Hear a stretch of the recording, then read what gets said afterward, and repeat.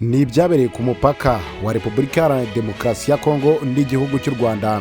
Ni ingabo z'u Rwanda zarasanye n'iza Repubulika Iharanira Demokarasi ya Kongo ku mupaka, ndetse kandi ingabo z'u Rwanda zikaba zamaze guhita zishyira itangazo ku karubanda, ndetse bakavuga ibyabaye mu rukerera rwo kuri uyu wa gatatu, ndetse uko imirwano ndetse no gusakirana ku rwego rwo hejuru byagenze.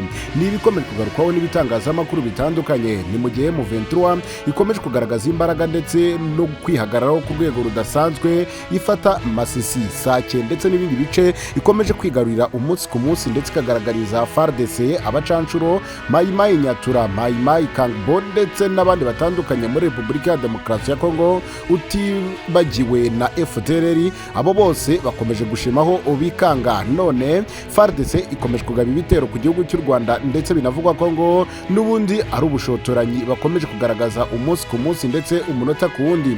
Ariko ingabo za RDF bakomeje kwivuga imyato, bavuga icyo bakoreye aba basirikare bari binjiriye ku mupaka muto wa Rusizi, barasa mu biro by'abashinzwe za Gasutamo ndetse n'ibindi. Reka wumve ku buryo burambuye n'amakuru y'umutekano na diplomasi n'ibigenda bigarukaho n'ibitangazamakuru bitandukanye muri Repubulika Iharanira Demokarasi ya Kongo. Tugwaye ikaze, niba ubwa mbere ubanye natwe urebe hepfo y'iki kiganiro kandi subscribe, tujye turushaho kubana umunsi ku munsi kandi amakuru yacu ajya kugeraho mu ba mbere. Igisirikare cy'u Rwanda RDF cyatangaje ko mu rukerera rwo kuri uyu wa gatatu abasirikare ba Kongo FARDC binjiye ku butaka butagira nyirabwo ku mupaka w'ibihugu byombi i Rusizi, barasa ku mupaka w'u Rwanda, ingabo zarwo zirabasubiza bahita basubira iwabo.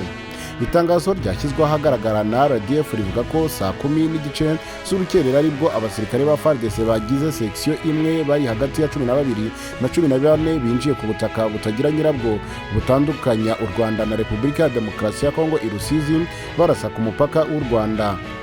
Rikomeza rigira riti inzego zacu z'umutekano zahise zibasubiza inyuma, FARDC isubira nyine iwabo. Ingabo za Kongo ngo zongeye kugaruka ahabereye ubwo bushyamirane ahagana saa 11:54 z'igitondo, zisukura aho uko kurasana kwabereye. Itangazo rikomeza riti nta muntu wakomeretse ku ruhande rw'u Rwanda, ndetse ubu nta kibazo gihari. RDF yasabye itsinda rya gisirikare rishinzwe gukora ubugenzuzi ku bibazo byabereye ku mipaka gukora iperereza kuri ibi bikorwa by'ubushotoranyi.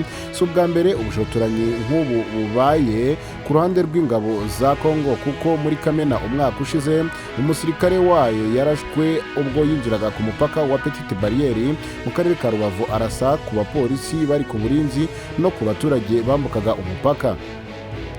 Mu Gushyingo nabwo hari umusirikare wa Repubulika ya Demokarasi ya Kongo warasiwe ku butaka bw'u Rwanda, nabwo yarenze imbibi. Icyo gihe umuvugizi w'ibikorwa bya gisirikare muri Kivu y'Amajyaruguru Lieutenant Colonel Guillaume Njike Kayiko yavuze ko kugira ngo uwo musirikare arenge umupaka byatewe n'uburangare. Ati uwo musirikare yaje kurangara gato, dore ko byari nijoro aho buri wese aba akekwa ko ingabo zacu zari ku burinzi, kandi no ku rundi ruhande bari ku burinzi kubwo kwibeshya yitiranyije umupaka wa Kongo n'u Rwanda.